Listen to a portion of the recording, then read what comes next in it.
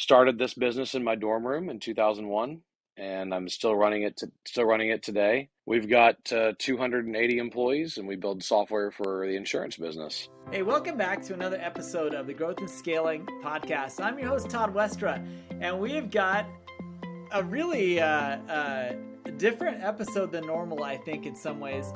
Different in the fact that this founder has been working with the same set of partners since college. Over 21 years of relationships with his team that have spawned several different businesses in multiple verticals with multiple exits that were large, healthy, and fun, and been able to maintain relationships with these people in a way that he likely will never stop working with the same team. If you're a founder who's working with partners, who's working with friends, who's working with people who they think will be part of their core team, I want you to listen to this episode with a lot of special care, because the feelings and emotions, this is kind of a very feel-good episode, and it's also a very inspirational way to think about how to structure your business, organize it in a way where you can maintain these relationships, strengthen the relationships, trust each other, and yes, the L word comes up in here, to love each other. This is a great episode. I was inspired. It's a little longer than norm, but I'm promising you, listen to the end, because there are golden nuggets all the way through this thing. You're going to love the info. You're going to love the inspiration. And if you are in the process of growing and scaling, you're stuck at a point where you don't know where to go next in your growth and scaling journey, this episode shares a lot of insight as to who to go to, who should you trust, who's going to help you get to that next level, and why. And so enjoy the episode. I know it will impact you in the way you think about your business, and we'll see you on the flip side. Thanks for being here. Hey, welcome back to another episode of the Growth and Scaling Podcast. Today, we are going to be talking about someone who is in a very, very huge industry, solving problems that they all need. And I cannot wait to get into this. We have got our guest, James. James, tell us, who are you and what problem do you solve with your business? Thanks, Todd. Good to be on the show. Good to see you. Name is James Benham. I'm CEO of JBKnowledge.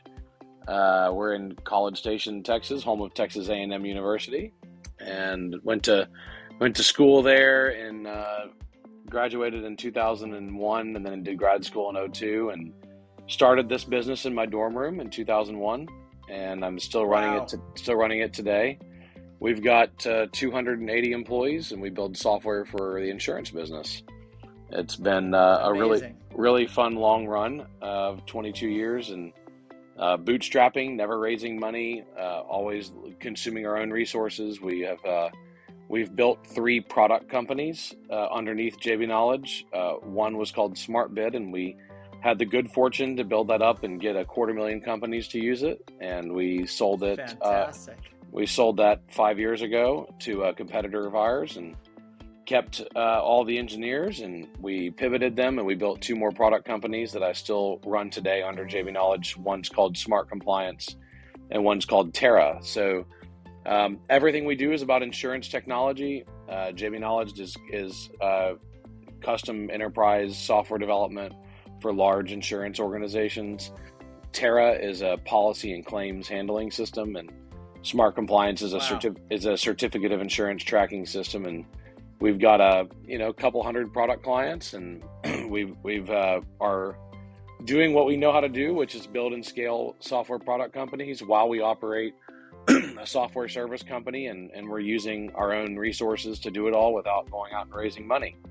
And so that's fantastic. That's what we do on the side for free as a volunteer. I'm a regent on the board of Texas Southern University in Houston, Texas.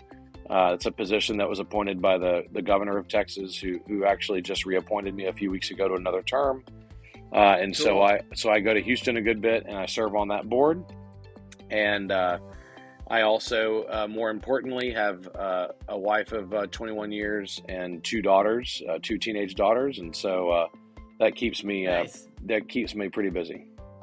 Wow, that's a lot to digest and unpack. I mean, first of all, congratulations on all of that. It sounds like your life is perfect. Are you pretty much in a perfect state? Perfection doesn't exist, man. That's an impossibility. It's something that I try really hard every day to get up and work hard and not to let down my friends and family too much, and then when I do, to say sorry and ask them to forgive me. And so right, we've been as a team at JBKnowledge, we've been very fortunate that we've met the right people at the right time, but we also generated a lot of our own luck by working really hard and producing good product and doing good work. And the same applies to politics and my career as a city councilman before this, and now my career on the board of a university. It's just wake up, work hard, serve others, go to bed tired, and do it over again. So that's the goal. I love it. This is awesome. There's a lot to unpack in everything you've said. First of all, I'm really curious. Every time. Me personally, I started a company in college as well, in the dorm, so to speak. I had a couple of roommates and friends. We started a business. That business didn't last long. I mean, it was just for fun. It was in the golf industry. It was really cool. But how did you stay with the same industry, same vertical, same product, essentially? I mean, obviously you've spawned out four or five different products, but how did you decide, I want to commit a good portion of my adult life to this vertical and stay within it? I mean, that's impressive. We haven't stayed in a single vertical. What I have committed my career to is my team. Awesome. And so I was really fortunate, and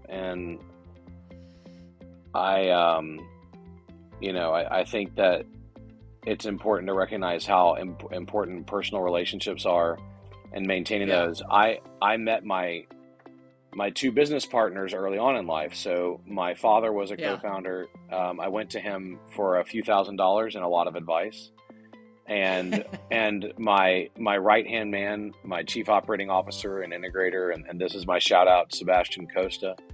Love it. He's really great guy. He and I played soccer together in high school. He was an exchange student from Argentina, and cool. we weren't really close friends in high school because he was 3 years older than me.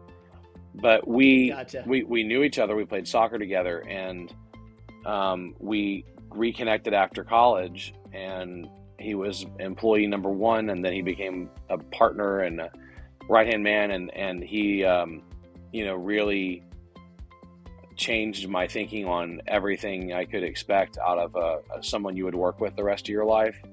And then awesome. And then early on, a few months later, because he started in May, we started the company in April of 2001. He started May of 2001, and then he went back to Argentina January of 2002, and by September of 2002, we brought on our first few teammates, and in that team was Diego, Herman, and Pablo, and Diego, Herman, and Pablo are still on my executive leadership team, still with me after 21 years. And so the reality is and then we added Sebastian's brother Mauricio, who started a couple of years after that.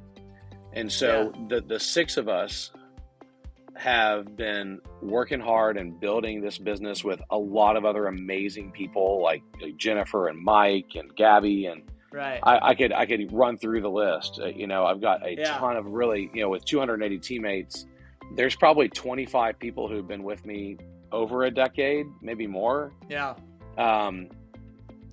And my commitment is to them, professional commitment. Obviously my personal commitment is to my family. But my professional commitment is to the team, and my partner Sebastian says often that we could build boats, and what he means is we could turn into a boat company as long as we still have these people. Our commitments to the people, because we started out building websites, and then we went into the advertising business. Then we got into insurance, in 2004, and then we got into construction in 2006, and then we sold construction in 2018, and went all insurance in 2019. But the thing that's constant through that is the same leadership, same people, the same core group. I love it. I love it. That is inspirational. And I will say that it's not easy having partners all the time. How have you been able to kind of, keep each other in line and in check and unified towards the same mission? I would say that's a huge challenge in almost every business. 21 years is awesome. Yeah. About to turn 22 as a company. Love. Yeah. And people don't talk about love enough in business because they think it's like touchy-feely, soft, squishy stuff. But the reality is I tell my team a lot because we do quarterly state of the company addresses with all 280 of us. And I say, you don't have to necessarily like everybody you work with, but I need you to love them. And that's, love what they do, love how they contribute, find ways to love your work and find ways to love things about people that will carry you through the conflict. And that's really where I see partnerships break down is people get really selfish in their head and they stop remembering all the amazing things their partners bring them. I love having partners. I love having people at the table with me. And I love having long-standing teammates who are not legal partners, but they're partners in every other sense of the word. Yeah. And so certainly, like Pat Lencioni wrote the definitive book on teamwork, 5 Dysfunctions of a Team. And he says that I love that. the core dysfunctions of team, and I would argue the core dysfunction of all partnerships is the absence of trust. And the only way to override that is to spend time with each other and to talk to each other and get to know each other. And that's becoming increasingly difficult with work from home policies. But it's something that you have to be really intentional about, and really intentional about spending time with people and getting to know them. And there's a lot of really good exercises you can run, especially in a remote work from anywhere policy, where you can have team building exercise on the leadership team to just get to know each other. We had a huge breakthrough leadership team meeting on our Terra team this past year in October. I mean, it was deep. Like, we went deep, and it just happened. We didn't intend for it to happen, but we have an exercise that we do called the personal histories exercise. And it just led into some stuff. One person opened a box, and the next person opened up more, and we just really shared with each other and got to know each other. And we came out of that meeting super motivated about working with each other, which the results since then have been incredible. I mean, we just went live. We're going live with all of our first clients on this new product, and we're pumped, but we're not just pumped.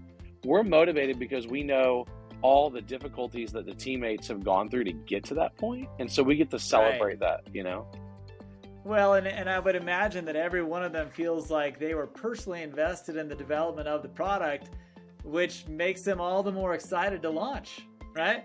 Yeah, I mean, I hope they do. I can't speak for them and how they feel, but I can say that they say that, and I can say that they act like they're personally vested in it. I mean, they're investing their careers in it. And I mean, early on, I had some teammates come up to me. I mean, 18, 19 years ago, and say, "Hey, James, I'm going to work for you till I retire." And I was like, "Are you serious? Like, that's a lot to put on." I was 24 at the time. I was like, "That's a lot to put on me." But seriously, right? Yeah, it is. But I was like, let's do it. Like, let's figure it out. And when we sold SmartBid, I said, "Hey, I recognize a few employees have to go with the company, but we kept the vast majority. We kept 95% of the staff when we sold SmartBid, because I was like, man, I promised a bunch of these people that they didn't have, like, this is it." And so that's fascinating to me in and of itself. I'm not going to lie. I've sold off portions of my business and I lost the whole team, and I was like, ow, that really hurts, because I'm like you. I love my people. I love my team, and they feel that. And I like that you say love. Yeah. I think it's fascinating because a lot of people avoid the word. Yeah. Now, I don't call them family, and I think it's important to distinguish, because you don't fire family.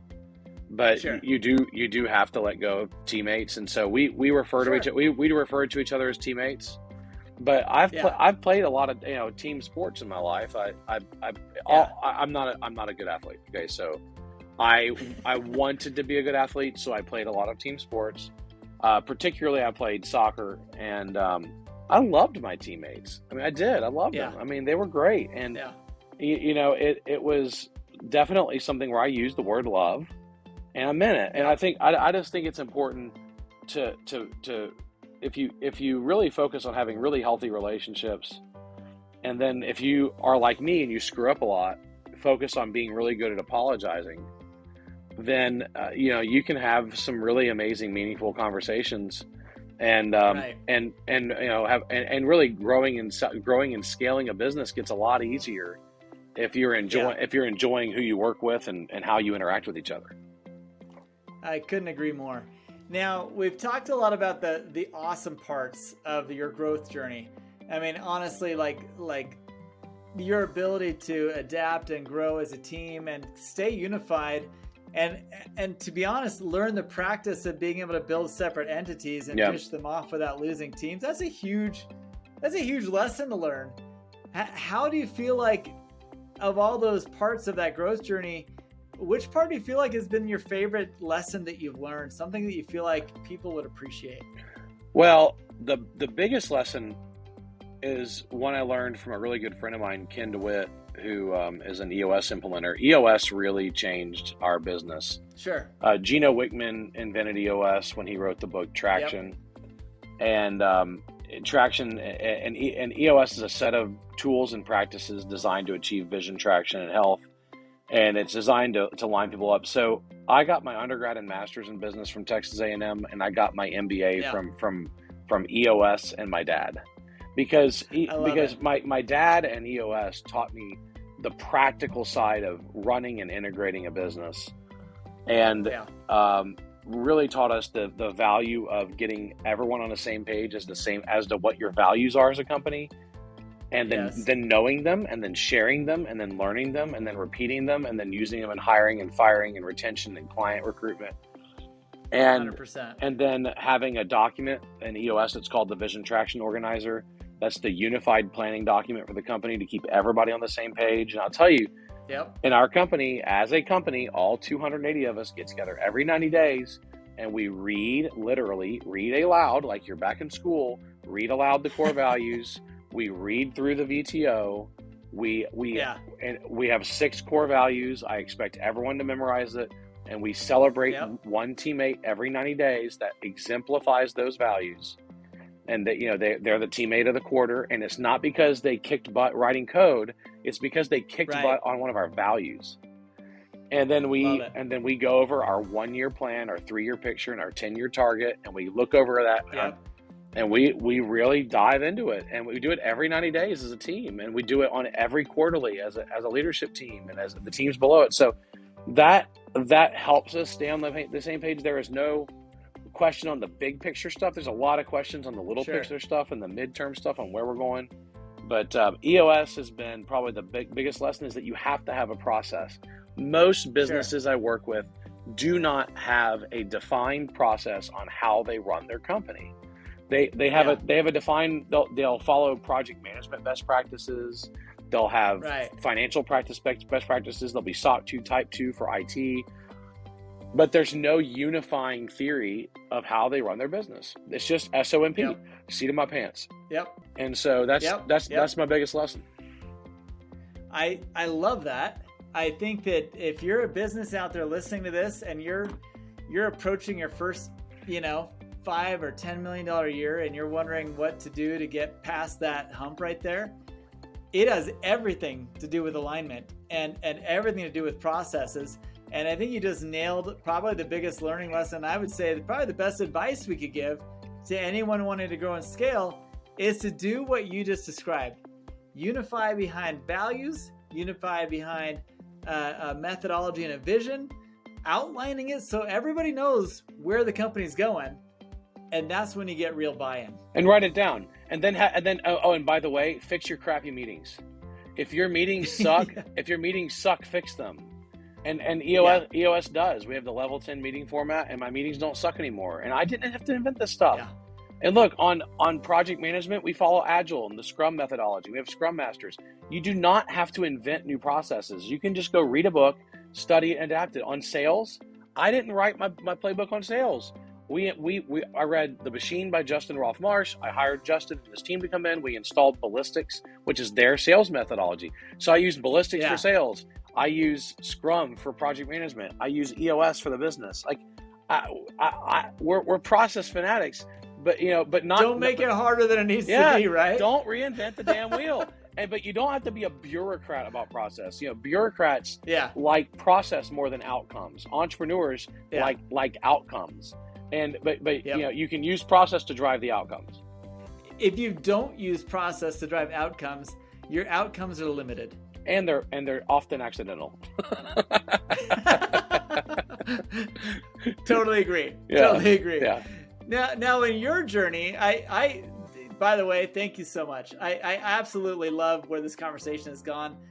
Those listening, if you are truly have a desire to grow and scale your company, you absolutely have to do what James is outlining right here. You have to. If you don't, you will find yourself stuck at a certain revenue number and a certain size of your company where you just stop growing because you're not aligned and you don't have processes to fulfill. Yeah. Now, beyond that, James, there's always challenges. What has been one of the hardest things you've had to deal with in your growth and scaling journey? I wrote about this in my book. I just published a book called Be Your Own VC. It's about how to be your own venture capitalist and bootstrap. And it's 10 bootstrapping principles. And you can find out more information on jamesbenham.com, by the way, and you can go check that out. So jamesbenham.com. My company is at jbknowledge.com. I'd say the biggest challenge would probably be rule number 3, which is build what you have to so you can build what you want to. So that's I laid out kind of 10 bootstrapping principles, and that was the really long, crappy part. The great part about bootstrapping is that when you sell a company or when you have profitable years, there's no capital partners at the table that are taking that off the table. It just goes to the founders, right? So that's really nice. Yeah. The downside is that you have to spend years sucking it up and making very little money. And so what we had to do is I wanted to build a software as a service company. It wasn't called SaaS at the time. It was called something else, application service provider model. But I wanted to build a recurring revenue product company.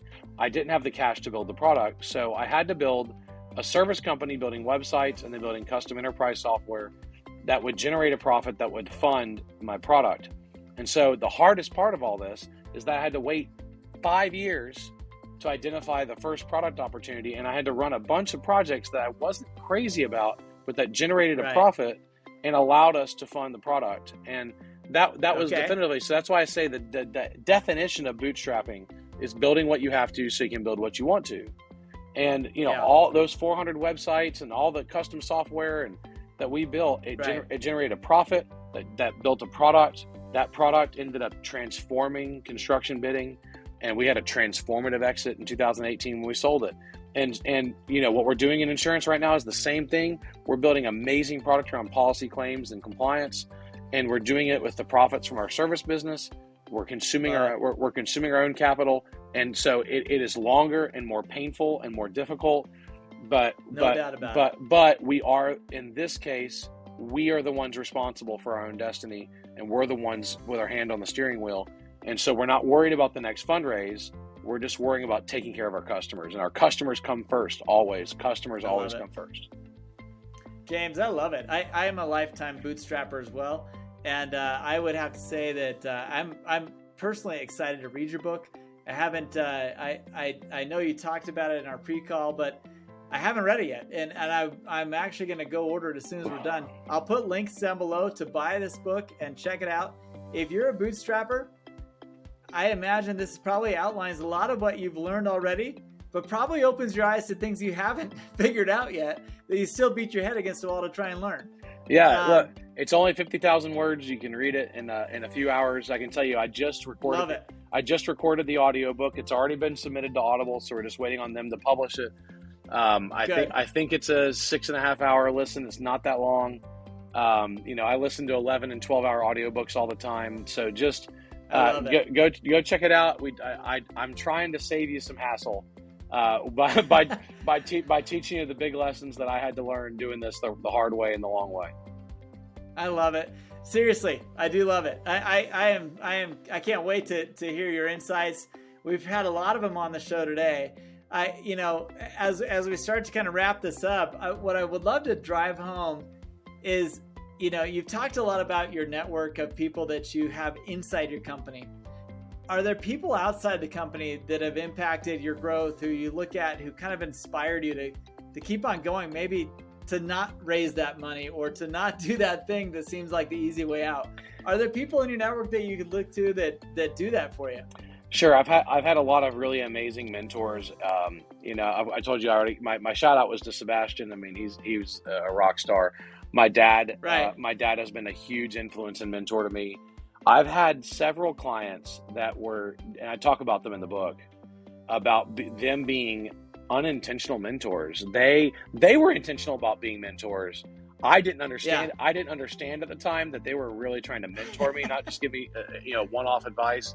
And so I've had some just really amazing people that have stepped in and mentored me, that were customers, that were vendors of mine, that end up being really close friends, that have really invested. And I think if you're running your business the right way and you're taking care of your customer, you develop those kind of deep, meaningful personal connections with your customers, and you will find a really great treasure trove of mentors, of people who are willing to take an extra minute and ask you how your day is going and see if they can help you understand something. And if you're good and you've made it, then I think you have an obligation to turn around and do the exact same thing to somebody else and just say, hey, look, totally I've got a vendor right now that I always ask them every time we're on a phone call, how's your day going? How's work going? What's the challenge with your business? Because I know that I can help, and I want to see them succeed. And so, and a lot of my clients did the same thing for me. That's probably the best shout out I've ever heard. I mean, honestly, I love that you shouted out your partner ahead of time, but truthfully, if you don't have a relationship with your clients to where they are wanting to help you grow, I feel like you're not serving them very well. Exactly. You know what I mean? Like if you're taking good care of them, they want to see you succeed so that they can keep you as a vendor. Yeah. You know I mean, my really amazing vendors are not my vendors. They're we call them our partners, because I refer business to them constantly because I want them to do well. Totally. No, listen, I think that's the best shout out of the year. I would say to all those listening, like, take care of your clients as if they were your mentors, because I promise, especially if you're going for a target that's bigger than you are, like, for example, you're dealing with insurance agencies. I mean, they're huge behemoth companies. Carriers, they're huge. They are there to mentor you. I mean, if you're going after a target bigger than your own self, which most of us are, that is a great person to learn from. Get a relationship with them. Be personal with your clients. And I think when you do, it not only strengthens your business relationship, but it does give you the advice and the insights you need to grow and scale. Yeah. So awesome shout out. I mean, incredible. Blew my mind. James, this has been a fantastic interview. Where do people learn more about you? You do have your personal website, which we're going to put in the comments below. We got your book down below.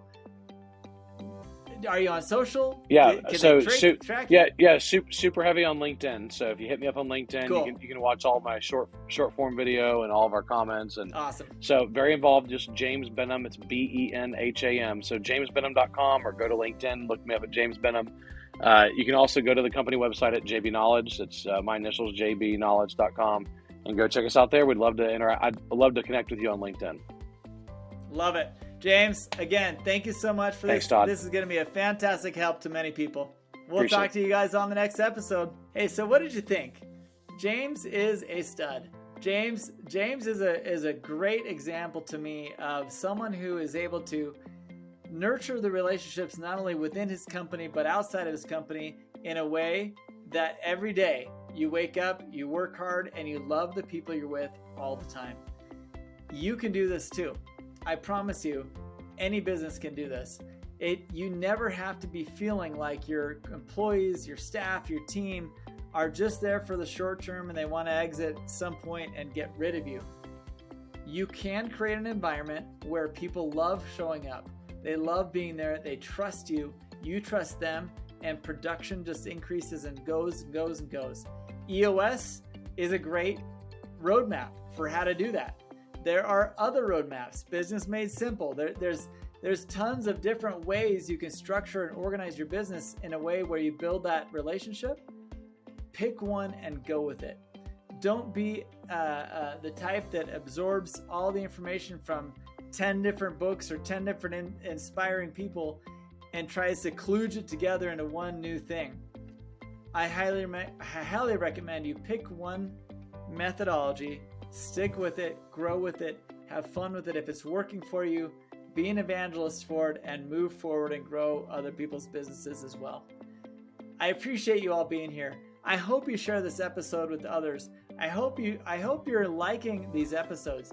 Leave some feedback below. Let us know what we can do to draw more attention to problems you're having in your business and come up with solutions so that you can continue to grow and scale on the same trajectory that these people are. I love you. I hope you enjoy these episodes, and we'll see you on the next one. Thanks for being here.